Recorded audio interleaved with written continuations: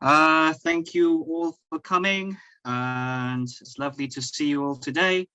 My name is Catherine McAndrew. I work for the Land Workers Alliance on issues related to urban farming, food justice, and agricultural workers organizing.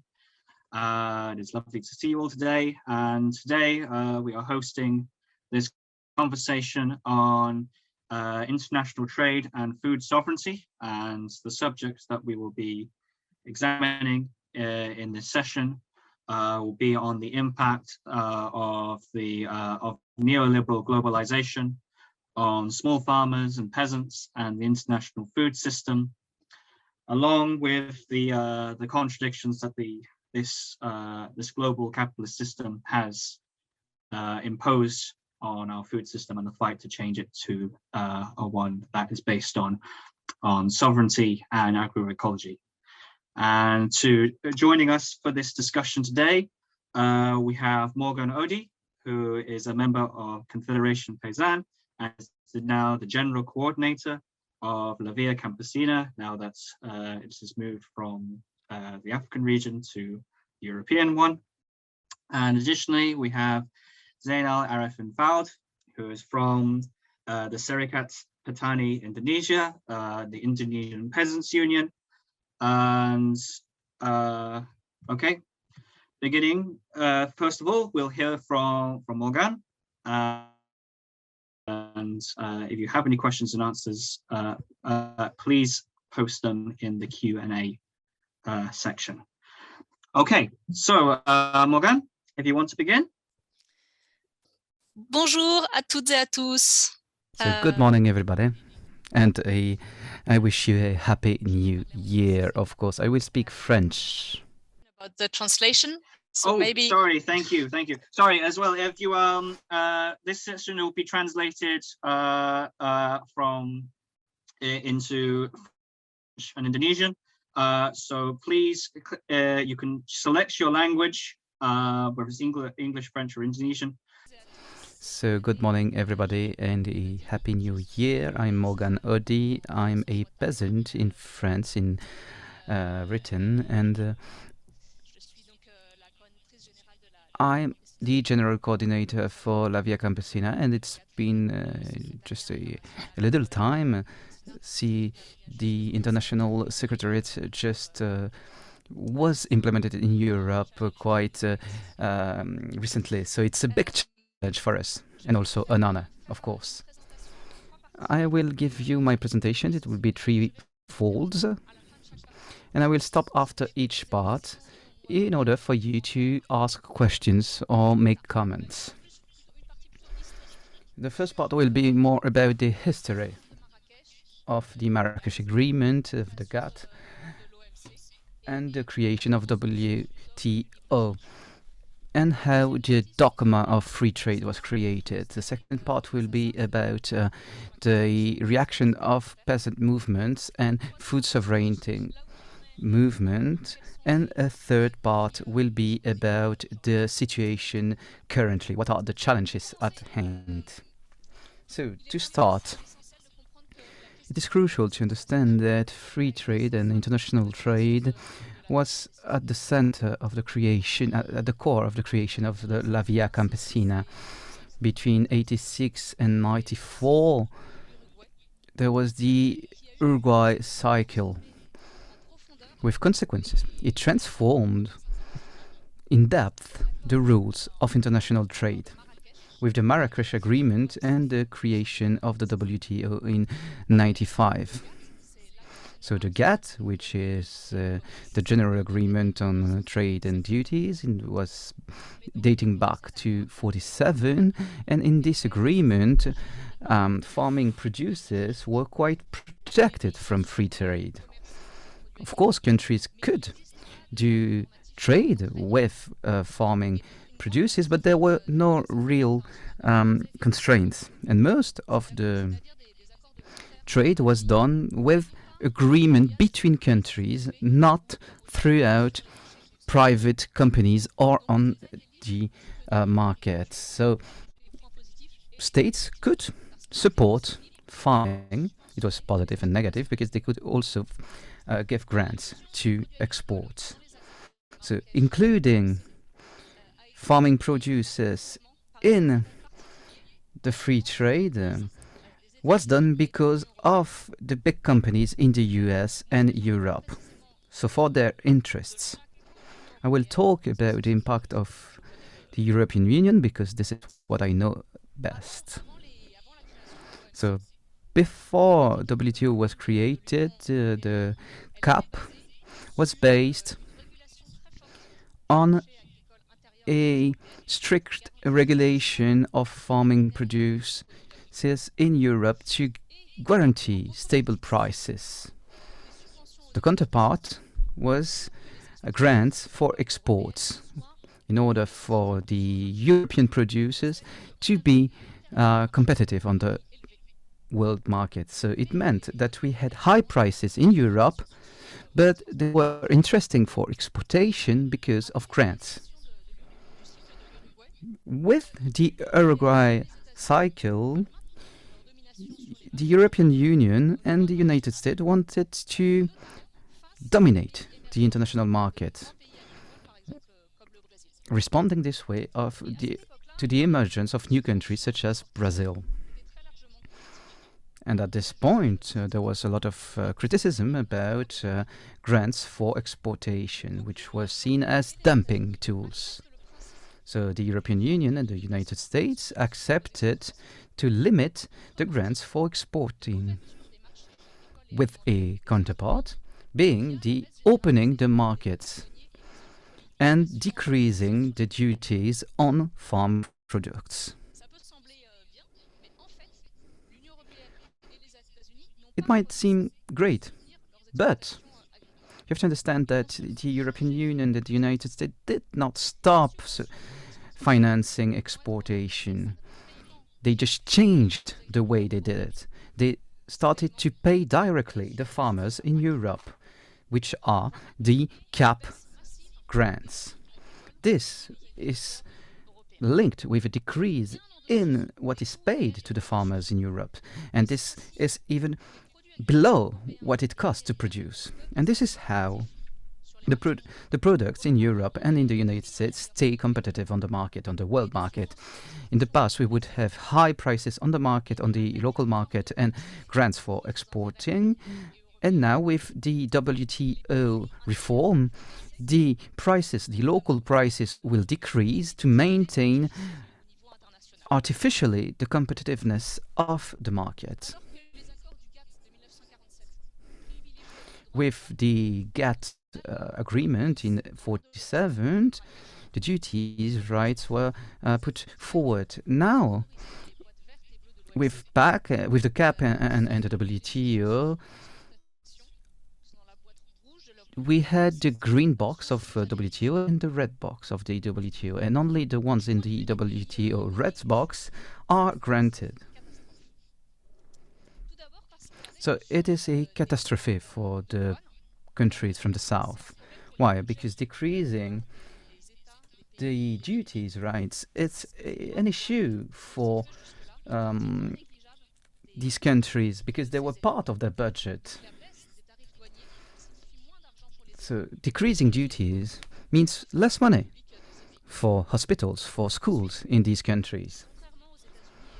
Then, on the contrary, to what's happening in the US and in Europe, these countries, the poor countries, do not have enough means to support their agriculture. So it's another kind of dumping with products that are arriving from the US and from Europe at a very low price to their market. So this really puts in jeopardy their farmers, specifically in Africa.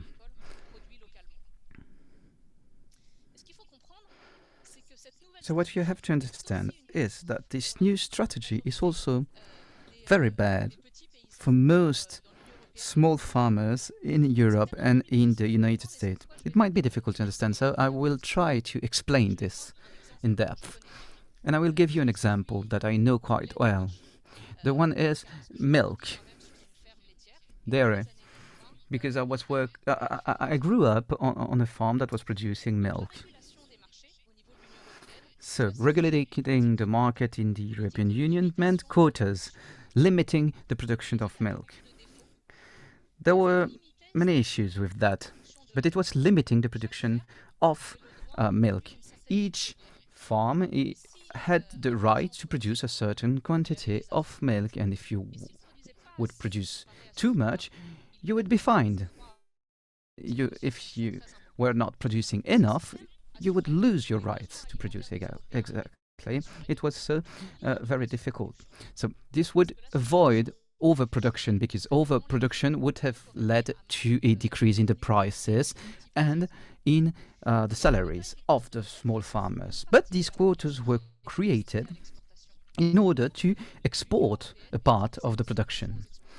Thus, the European Union was granting money for exportation to decrease artificially the price of milk and be competitive on the world market. So these quotas, there was an end to these quotas in the 2000.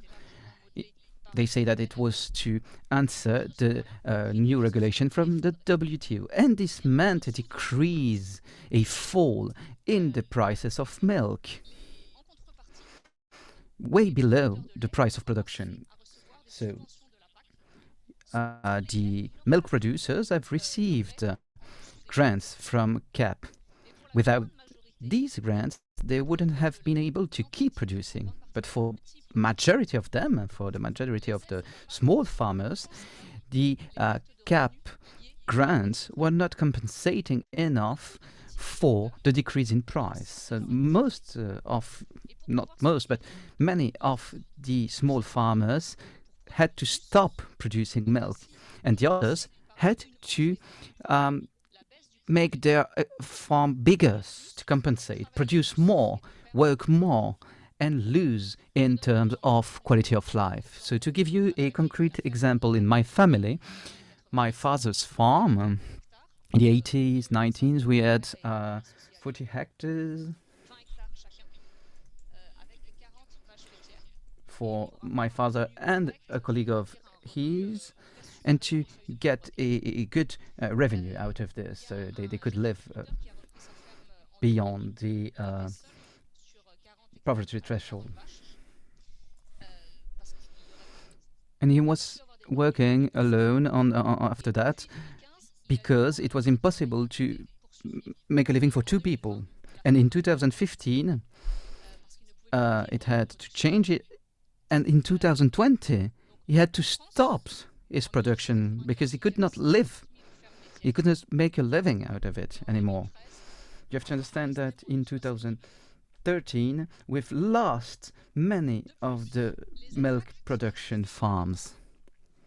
Also, the CAP grants are awarded according to the area you possess.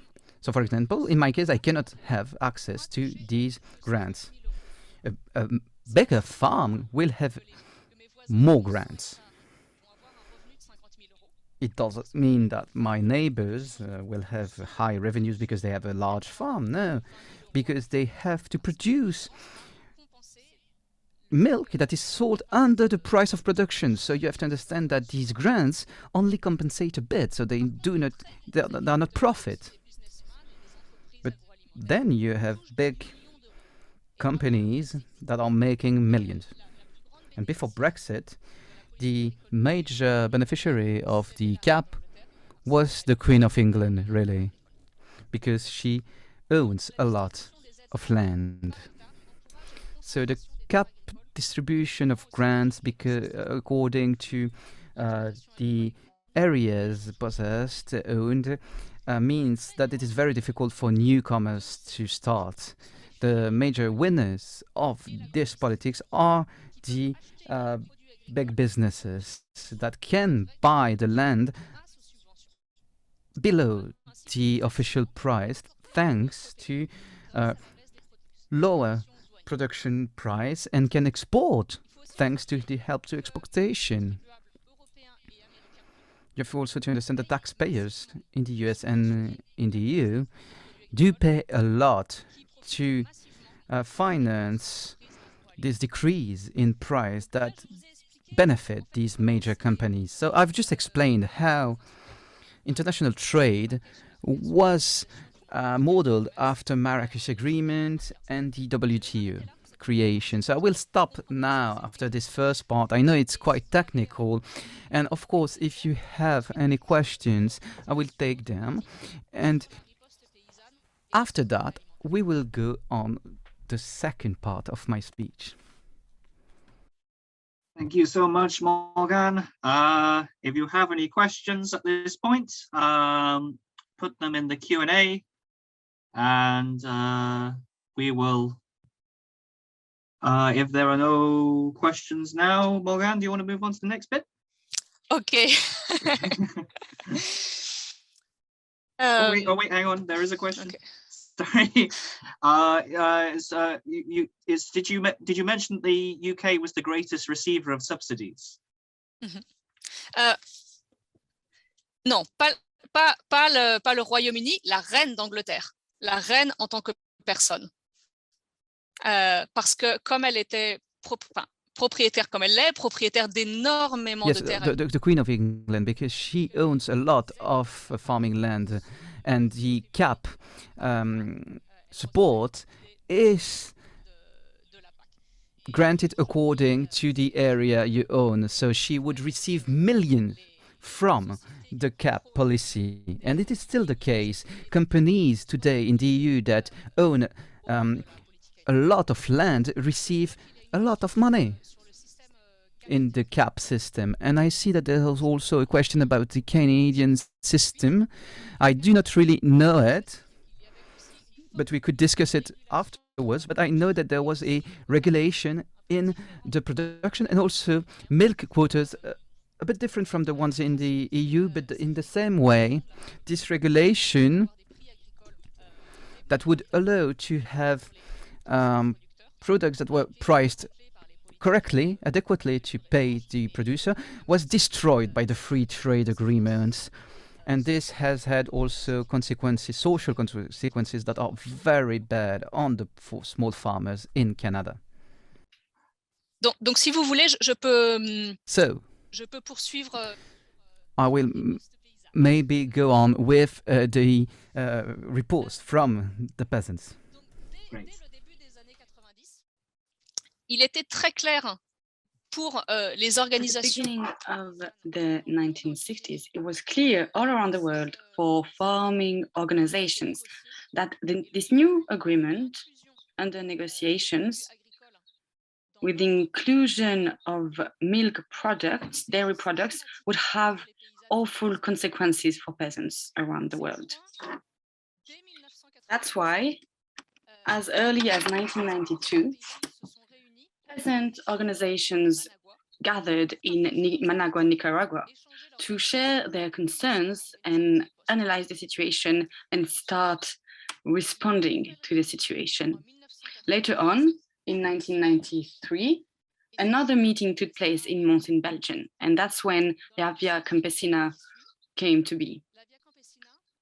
After that, La Via Campesina and other peasant organizations massively took part to all protests against trade, international trade, and trade agreements. Massive protests took place in Seattle in 1999, in Cancun in 2003, and in Hong Kong in 2005. There was one rallying word. WTO had to leave farming alone. In 1996, at the International Food Summit in Rome, at the headquarters of the FAO, La Via Campesina was against states who wanted to promote free trade in the name of food security. At that moment, after all the thinking process of the 1990s, La Via Campesina decided to start standing for food sovereignty. What is food sovereignty? What does it mean exactly at that moment? At the end of the 1990s, peasant organizations defined food sovereignty as the right for people and states to decide of their own farming and food policies without dumping from other countries. Food sovereignty was, from the start, something that went against the WTO. It was about making sure that local farming should prevail over international trade. It is important to understand that international trade of farming products was never a big share of food production globally. Nowadays, less than 15% of food production is sold internationally. 95% of what people eat comes from their own country.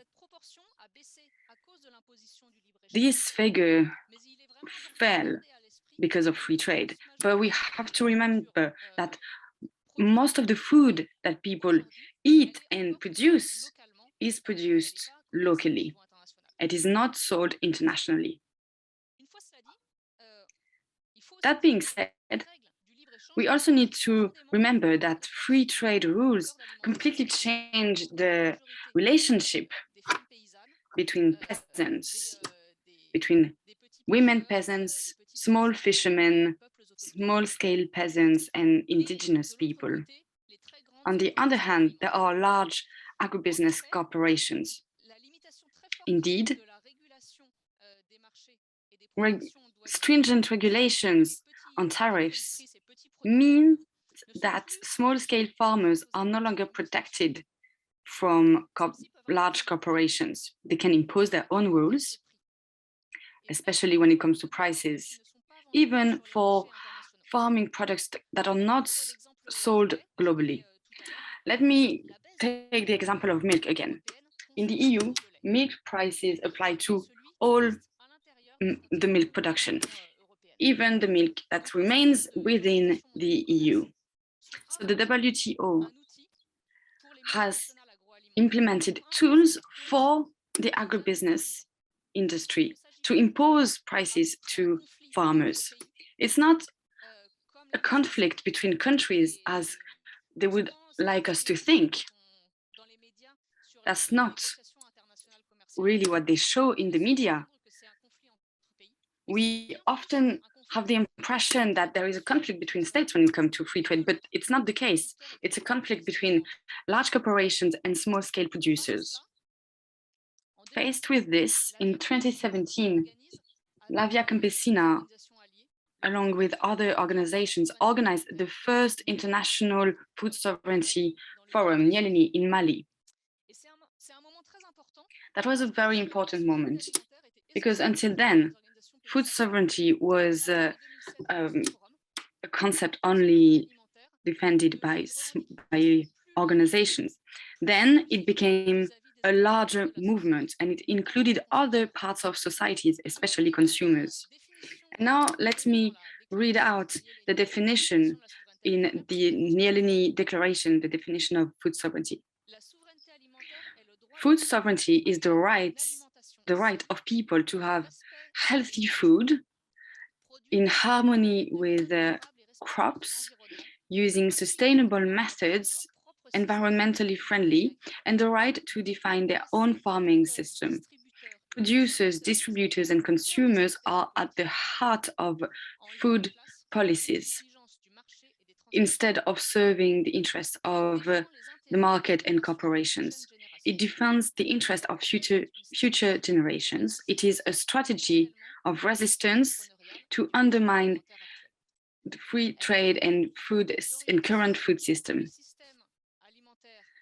It aims to make sure that all fishing and farming systems are defined by local producers. Food sovereignty gives priority to local economies and markets. Family farming, traditional fishing, pastoralist breeding, and distribution and consumption are based on sustainability, economically and environmentally. It guarantees transparency and a decent living for all producers. It is also the right of producers to decide on what they want to eat.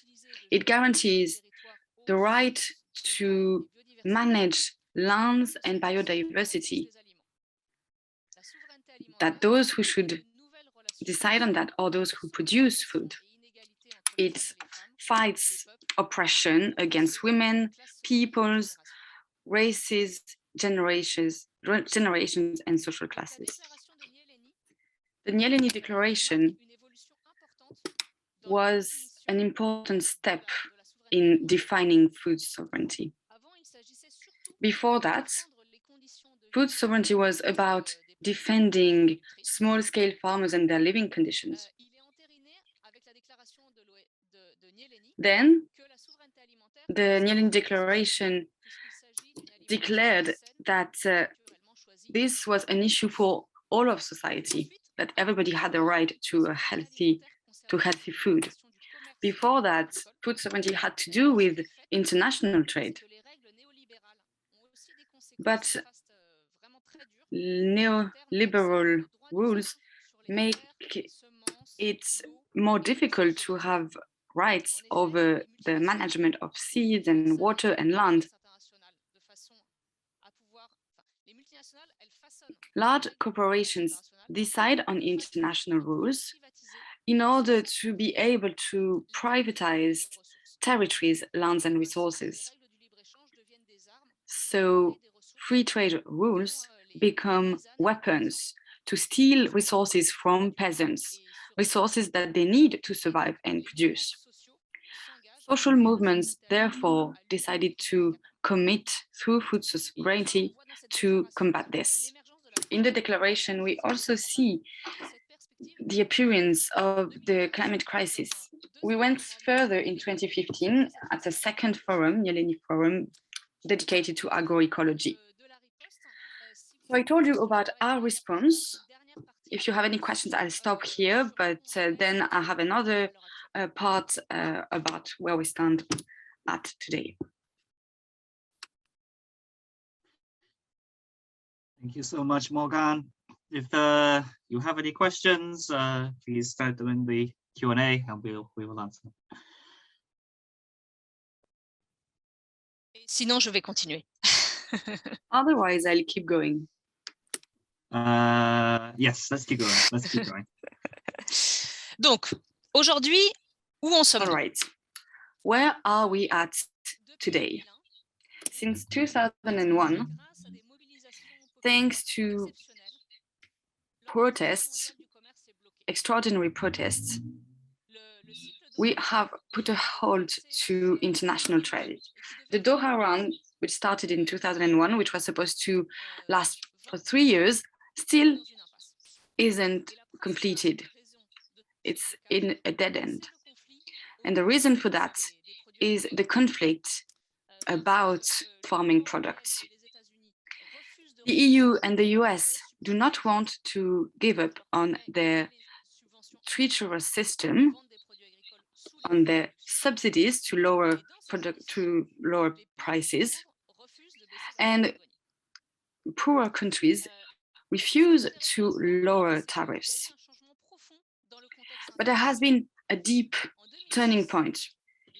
In 2006, the FAO, the UN Food and Agriculture Organization, declared the following: the collapse of the Doha round negotiations is due to rich countries, corporations, and powerful lobbies because they are trying to take advantage on the farming market.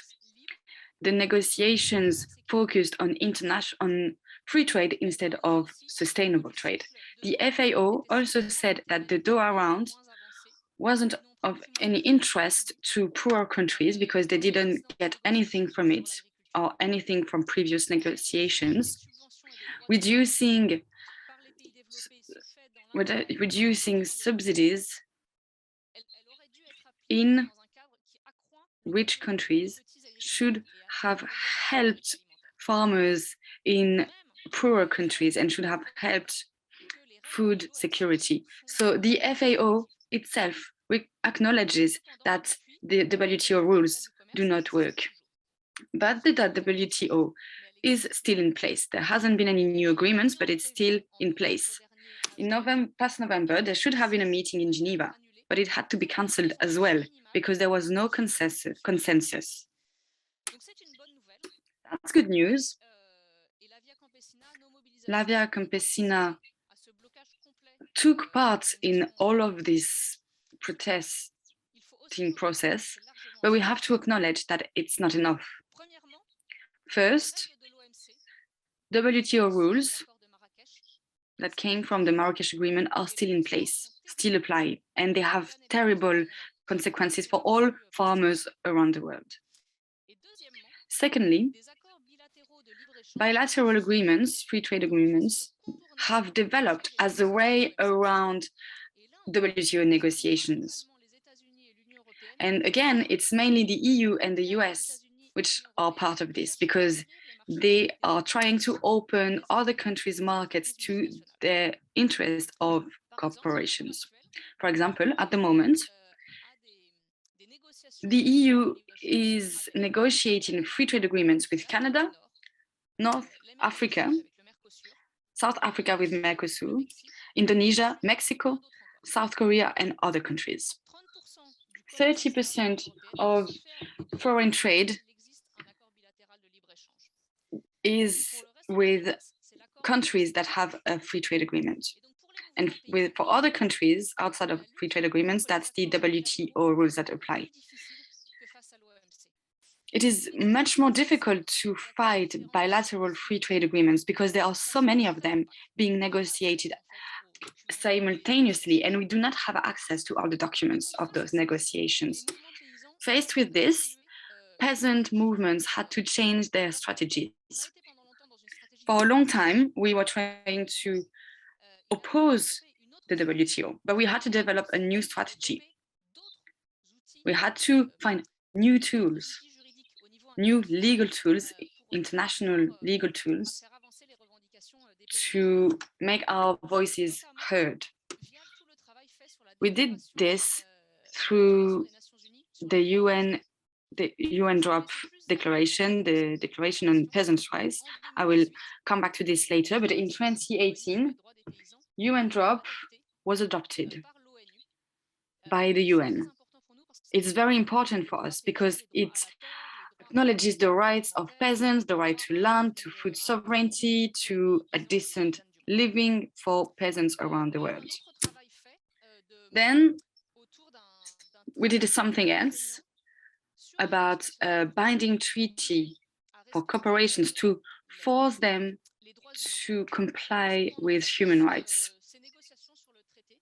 But the negotiations on this treaty, which started in 2014, are very difficult because large corporations have a lot of power.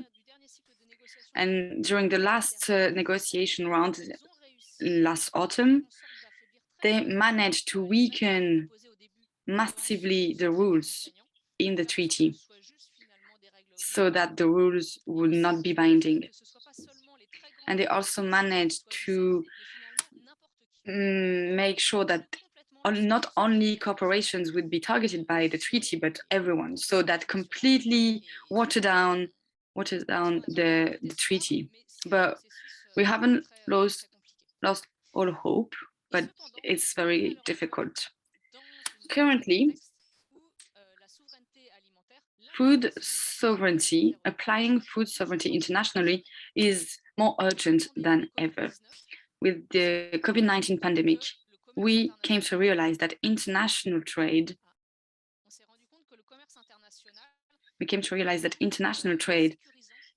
isn't safe for food security for most countries. Peasants are those who produce food locally, who can guarantee food security. And that's even more true at a time of climate crisis and environmental crisis. We need to have food production everywhere on all territories around the world to make sure people have access to food, to good and healthy food. So once again, there's the question of an international treaty for food sovereignty. We are not against international trade of farming products as peasant organizations. We're not against it, but we need to give priority to local production always and to fighting for small-scale farmers everywhere. People need to be able to choose what they want to eat. They can choose whatever they want, but they shouldn't be forced to have a certain food diet. And the COVID-19 pandemic creates a context that is even more special, because social movements cannot act during a health crisis. We cannot come together and protest. So we need to put pressure more than ever to limit the power of corporations and to impose food sovereignty everywhere. That's all I had to say. I'm sorry, it was quite long, but I hope it was useful to you.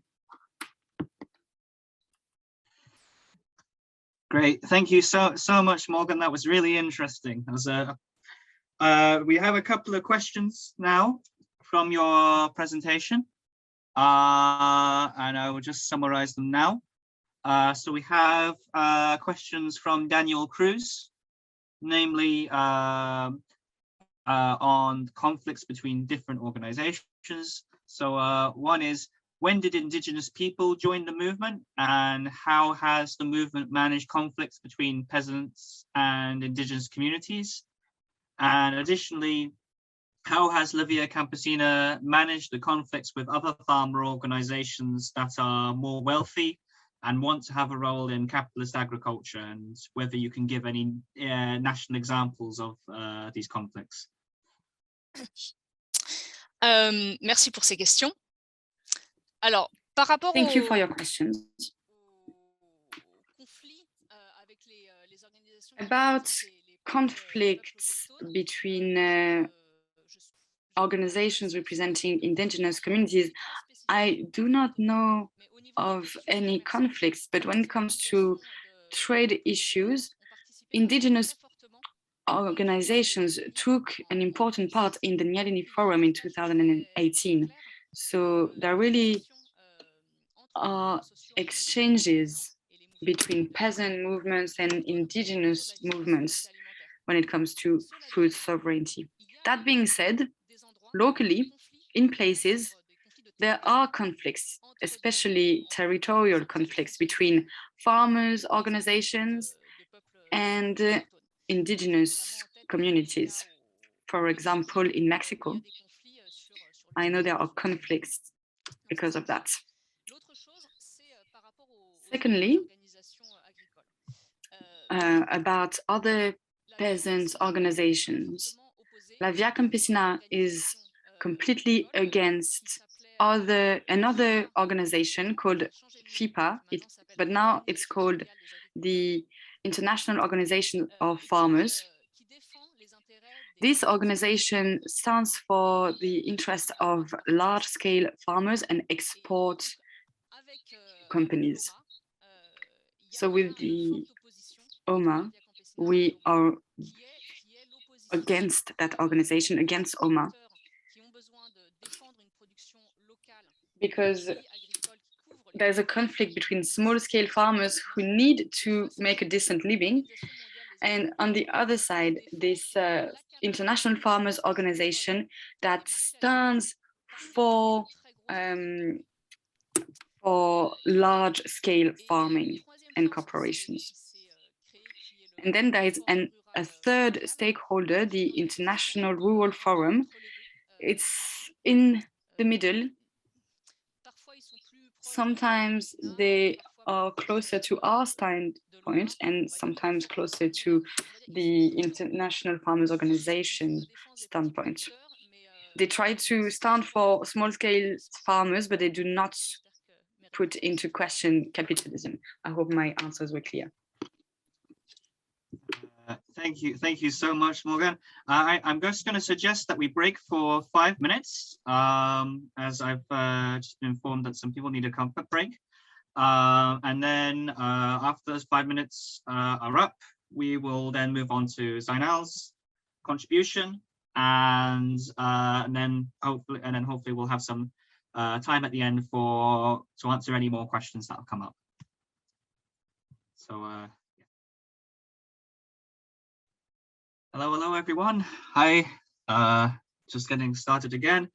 So just before Zainal's contribution, I've been asked to show a video of the mobilizations in Hong Kong in 2005 that Morgan mentioned in her contribution.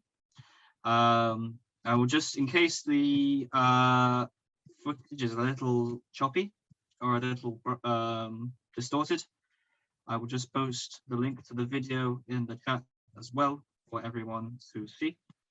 But yes. Okay, just one moment.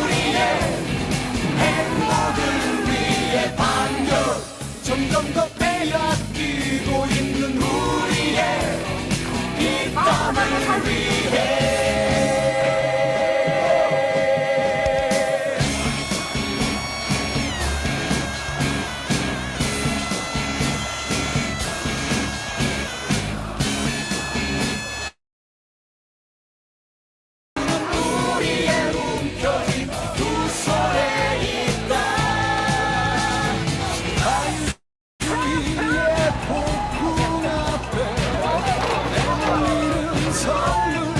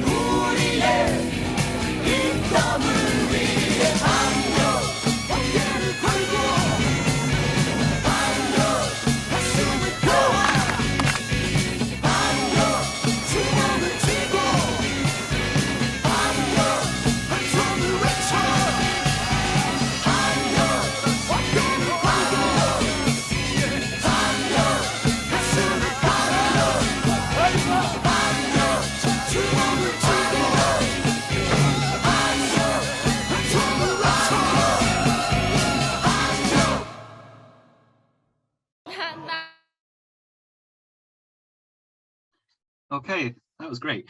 Zainal, do you want to begin your contribution? So the previous video explains or give explanations for Morgan's speech before about LVC struggle to against WTO and also FTA.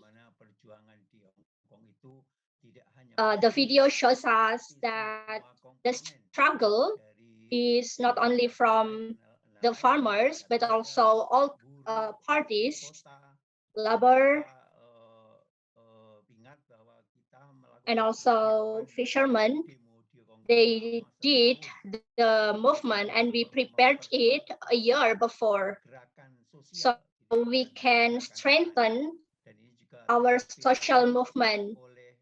So this movement was inspired by the Korean peasant Miss Lee, who was died when LVC did a demonstration in Cancun.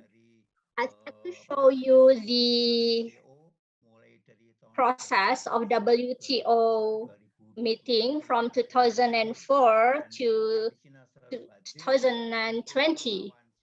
And LVC comes against WTO. The last one in September 2021, we did a virtual demonstration to against WTO. We know that the challenge has become bigger, and most especially after the pandemic comes, suffer for the peasant. And we know that our problems and our enemies are patriarchy, neoliberalism, and last month, LVC celebrated food sovereignty, that we have struggled in WTO. Then we also declared that our role is to convince that there are some people who suffer from hunger. And we need to collaborate. And our slogan is, we want to produce food for people, and we will against corporate who want to dominate food system. Morgan explained about our intention to produce food through agroecology. And then secondly, we would like to strengthen, we build the movement. We built the movement not only from the peasant, but also from indigenous people, students, labor, and we against multi-secularism. And we also against neoliberalism, corporation, the government, who wants to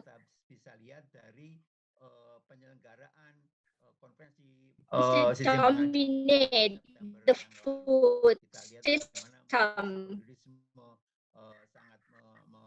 And it is shown here that multi-stakeholderism has dominated the UN system. And we want to change the food system in the world, which is dominated by the corporations. They corporate our food system. These are several pictures of Indonesian peasant unions when we were doing virtual actions with thousands of peasants in Indonesia. And we cooperated with CSM to campaign food system. And in Indonesia, since 2009, the Indonesian government successfully applied the food system to apply food sovereignty and also applied the law for food sovereignty.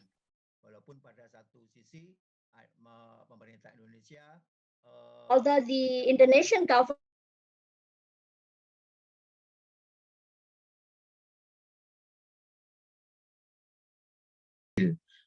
dan saat ini menjadi anggota tim percepatan penyelesaian konflik agraria di bawah staf kantor presiden. Walaupun pada saat yang sama, Presiden juga mengumumkan tentang perhutanan sosial, jadi hak akses terhadap hutan. Dalam hal ini pemerintah memberikan hak bagi rakyat untuk menggunakan lahan pemerintah. Tetapi bagi SPI, selama for SPI, as long as the agrarian reform is not being in place, we are not going to receive the national forestry. These are the pictures of SPI when we are called and invited by Mr. President to discuss about solving the agrarian conflict. And these are our enemies. So Morgan said earlier, how is the agribusiness companies try to marginalize the peasants so that the peasants stuck in the poverty and in hunger and as well as in agrarian conflicts. There are several things in this regard. The agribusiness role attacking us. The first one is through the regime on monopolizing the seeds and UPOV, TRIPS WTO, and then GMO seed, new GMO seed, gene drive, and biofortifications. And after that, they also attack us through the regimes of free trade, several agreements, several free trade agreements, even though it's in regional or bilateral. And then the land regime through World Bank from the Asians Development Bank kemudian ada and other international banks. Another thing is the regime of shifting through the climate.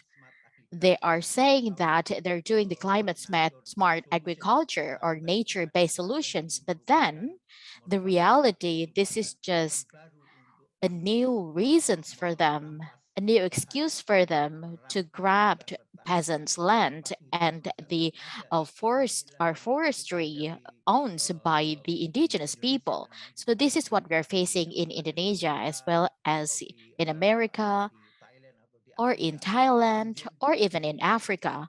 And then after that, another thing is the agriculture digitalization, specifically on seed sectors and land sectors, as well as food distributions. It is under the threat of corporations.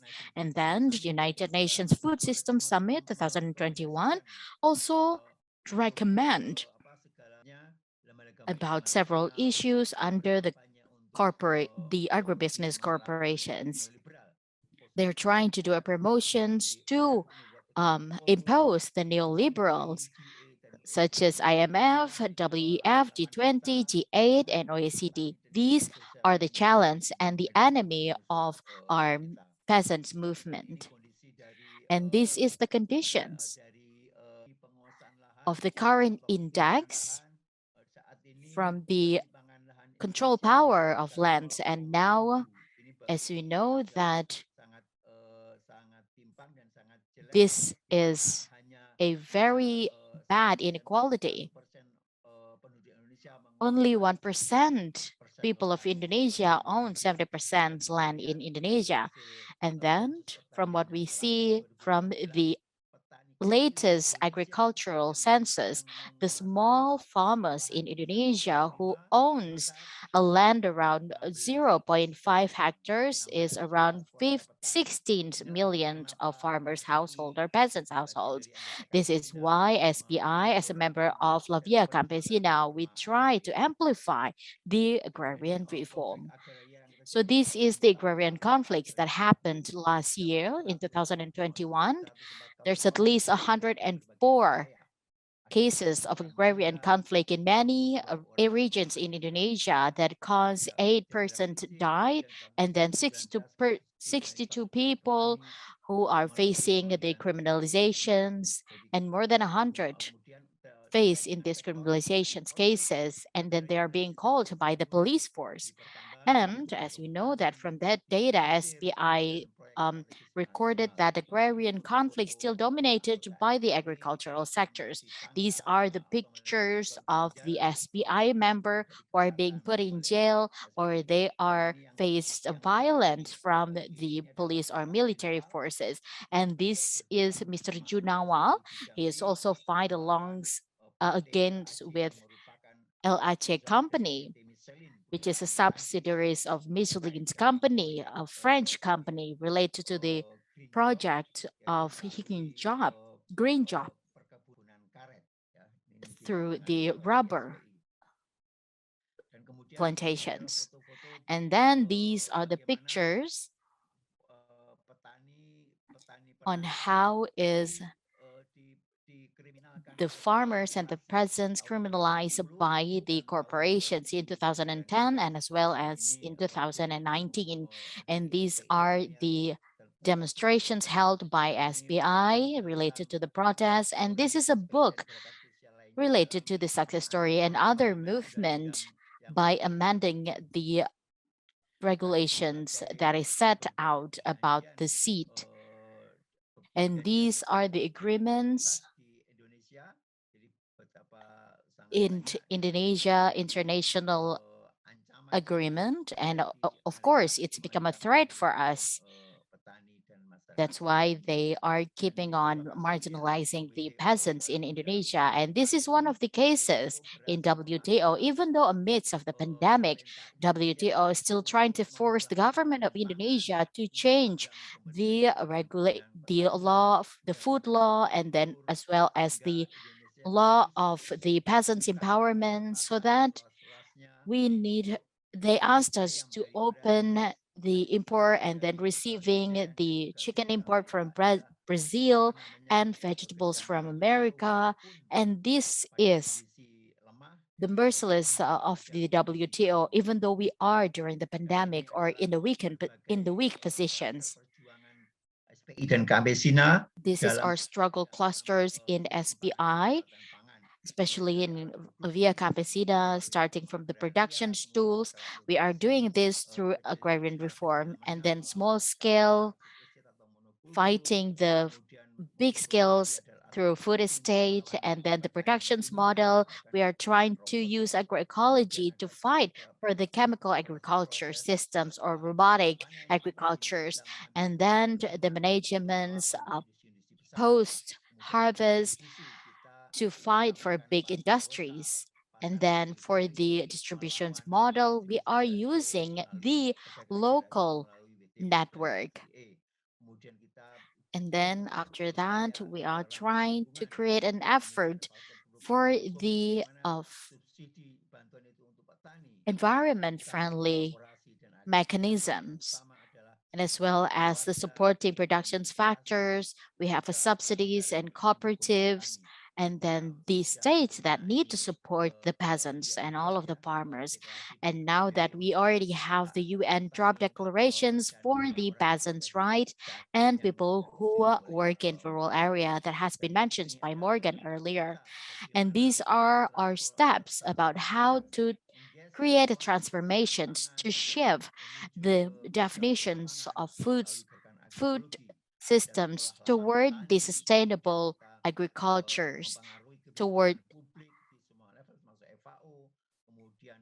all of our goals. And then we are creating schools along together with the networks.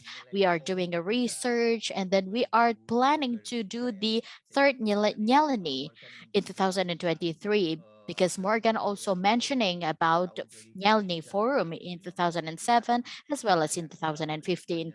So again, we are trying to plan about this in 2023 related to the greater amounts of our enemy, as well as we are doing a program with peasant to peasant so that they can share the experience, they can share their knowledge, and as well as we're doing a good publications, because as we know that WTO challenge us to prove that agroecology and the family farmings is become an answer to all of the challenge faced by the peasants.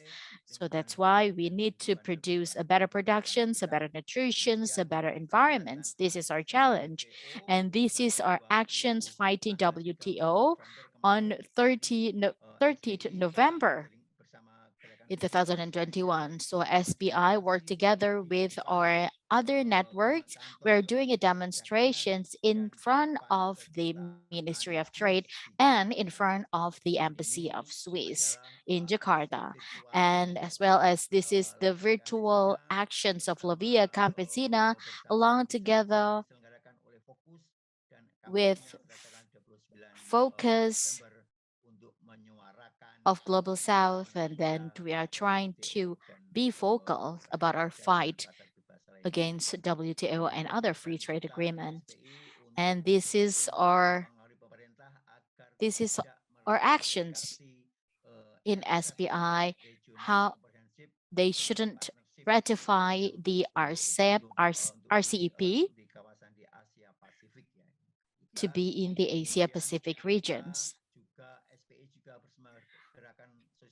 SBI, along with other movements, we are proposing the judicial review for the job creations law. The job creations law is a very terrible law that is issued by the government in 2020 because it is not siding with the peasants. And then it's just become a medium to fulfill the demand of WTO, such as the law of horticultural, the law of food, and the law of protections and the peasant empowerment, and as well as to provide a land for the investor that will hamper the agrarian reform and the program of land distributions. We are moving together to the Constitutional Court, and we are deciding that the job creations law should not be imposed. That's why the governments need to go back to the law that is pro to the peasants and pro to the people. But then the government still not paying attention to what has been stated by the Supreme Court. And this is the webinar on climate crisis in Indonesia and people solutions toward climate justice. And we are inviting our colleague from Land Worker Alliance, Ms. Jyoti, to provide a report about what happened in Glasgow. And this is the solidarity actions of SBI during the COVID. So we bought the productions of the peasants because we know that there is a restrictions and the closing of local market where the peasants unable to sell their product, and SBI buying the products from the members or even the product from the fisher folks. And we are giving this product to the labor families who got cut off from their job. And this is the SBI challenge to create an area, the area or the regions that will have a food sovereignty and as well as food estate in a bigger scale. Because as we know that now it is managed by big corporations. And this is our agroecology school. This is an activities by our youth. We're preparing them about how to establish a sovereign regions in Indonesia.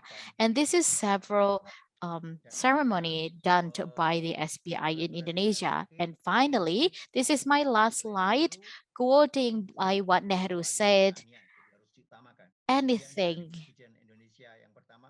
can wait, except agriculture. And then Mr. Sukarno said that the food is the life and death of a state. And then finally, I will try to quote from the professor in the international law when we invite him in one of the events. So it is a report of the SBI Peasants' Right. He said that once in your life, you need a doctor, a lawyer, a policeman, and a preacher. But every day, 3 times a day, you need a farmer. So we are, as a customer and a people, always need a farmer.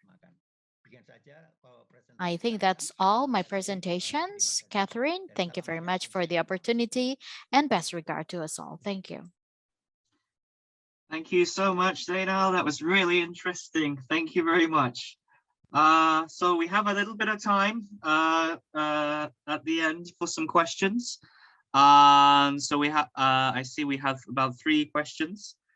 I see there's one from Nora, who says, was asking about recognition of and support for territorial markets as part of an alternative to global trade, and the Committee on World Food Security as an international space where small-scale producers can have the most voice. Would either of you like to comment on that? Bien. Oui, merci et bonjour Nora. Thank you and hello, Nora.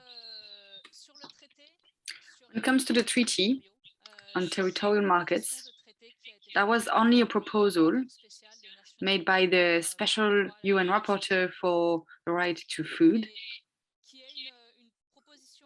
It's a proposal that's interesting, but we don't think it's enough when we see what's at stake.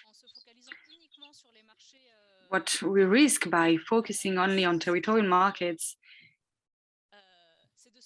is that we are going to limit ourselves to only some foods, not all foods.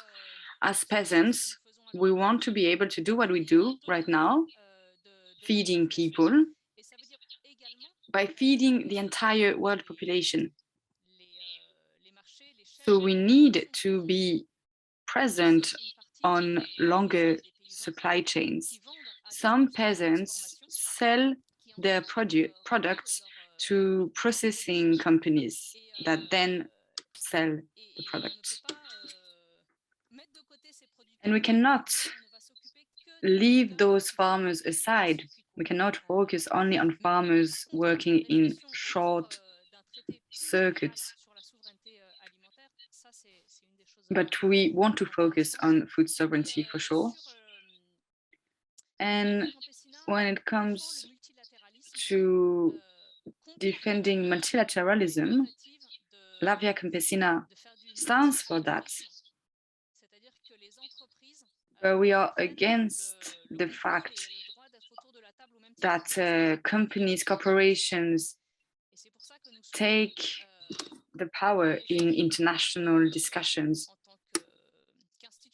So it means that states have to take responsibility for the people. States do not have the same responsibilities as corporations, so corporations shouldn't be part of negotiations. That's why we were against the food system summit that took place in September. However, there's an important issue with the UN Food Security Committee. This international food security does not try to deal with legal issues, but that's an essential issue for the survival of farmers around the world, because then we can't address the issue of farmers' income. That's why we have an issue. We agree on the fact that we need to integrate trade into negotiations, or we need another institution. We need a new institution because the WTO works with corporations. So we need another institution that will fight for food sovereignty. Thanks. Okay, we just have another question here from Daniel Cruz for Zainal on how has the discourse of food sovereignty been received and appropriated by peasants in Indonesia? Has it been combined with local ideas? For example, like in Latin America, the idea of good living or buen vivir. Has a similar thing happened in Indonesia? Oke, terima kasih Catherine. Terkait dengan pertanyaan dari Daniel Cruz tadi ya, terkait dengan Thank you. kedaulatan pangan dan juga bisa Related to the food sovereignty, how can we cooperate with? Ya, pertama dalam proses negosiasi hak asasi petani atau UNDROP, kita bekerja sama juga, dibantu juga atau berjuang bersama organisasi masyarakat adat di Geneva. Jadi kita bekerja sama dengan masyarakat adat AITC ya, AITC, kemudian kita juga bersama dengan apa namanya paseralis, kemudian dengan masyarakat nelayan. Dan ini artinya kita memang berjuang bersama untuk asasi petani dan masyarakat yang bekerja di perdesaan. Jadi suatu So this is a combinations, and this is a common movement. It's not only in the negotiations of UNDROP, but it's also in the space of IPC, even in the GFS. So we are moving in all of level, in the UN level, whether in Geneva, in Rome. So it is not only in one organizations, the peasants organizations, fisher folks. So this is not only La Via Campesina. This is a common movement, and related with the food sovereignty in Indonesia, we are fighting from the lowest level into the national level with many components of community. In 2011, we held a petitions of food sovereignty. It is attended and signed by all of the community components, or even from the academicians or the university. It's adding the scientific findings related to the food sovereignty and covering these issues related to the territorial market. We do really feel that the territorial market throughout this time that has happened in the form of market as a place to meet the supply and demand among the community, and by selling their agricultural products and in the certain time. Now it has been shifted by modern markets, by import products. So the territorial market could not separate with many import products that can be found in the market. It is due to the systems of a free trade agreement through WTO and FTA. This is what we want to be clean from our territorial market. So that's why we really want our market to become the farmers market or the peasants market. And another question is how about the UN drop in UK? And as we know that UK is one of the country who is denying the UN drop, and as well as the state, and along together with Australia and Canada. And as a common decisions in the United Nations, of course, the countries who are rejecting this need to harmonize the UN drop with the regulations in UK. And it's the same case with Indonesia. We are trying to demand the government to harmonize all of the regulations in line with the UN draft.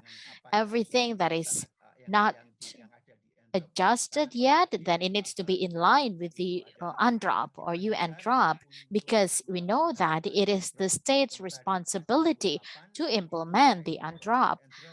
And the next article stated that, of course, it's not against any conventions and as well as related to the indigenous people. So UNDRIP and UNDROP, it is in line and they complement one to another. I think that's all my comment. I do hope that it can answer your questions on the Q&A chat box. Thank you very much, Catherine. Thanks so much, Zainal. All right, I think we have time for just one final question before wrapping up. I've seen there is a question from Nourish Scotland, which is asking how are fisherfolk and coastal communities represented in the food sovereignty movement, and have they brought any other elements or concerns? I see Morgan, would you like to answer this question? Oui, les mouvements paysans sont participent. Yes, peasant movements also take part in the food sovereignty movement, because as small-scale farmers and producers, they are involved. And so fisher folk are included as well.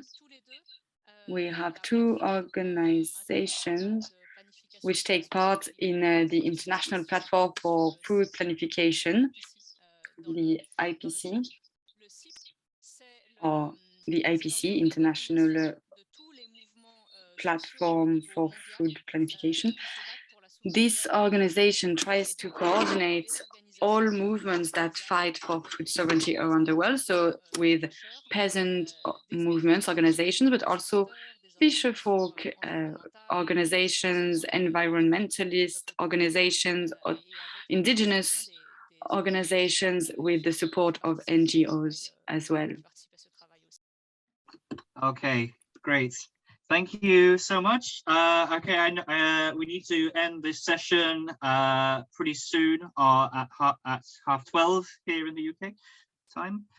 So I will think it's now time to draw this session to a close. So I want to thank Morgan and Zainal for your excellent and really, really interesting presentations. I feel like I've learned so much from them. And I'd like to thank our audience and those who put forward questions for contributing to the discussion, and we'll hopefully see you in another session. Okay, all right, thank you so much, everyone. Goodbye.